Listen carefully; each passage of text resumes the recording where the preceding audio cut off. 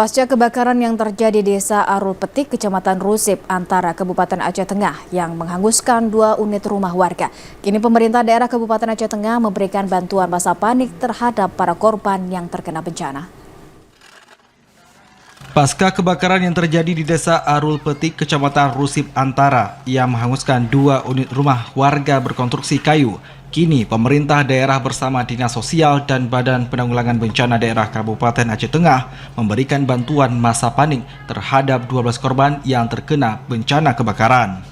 Kepala Seksi Perlindungan Sosial dan Korban Bencana Dinas Sosial Kabupaten Aceh Tengah, Azimi, mengungkapkan bantuan yang diberikan berupa sandang dan pangan, pakaian, dan material bangunan lainnya.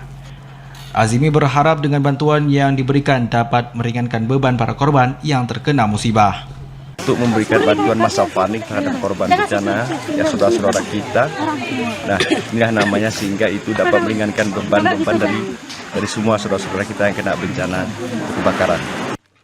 Adapun para korban yang dirujuk ke Rumah Sakit Datu Beru Takengon sudah mulai membaik dan saat ini harus menetap sementara waktu di rumah saudara terdekat. Dari Takengon, Aceh Tengah, Mutia TVRI Aceh melaporkan.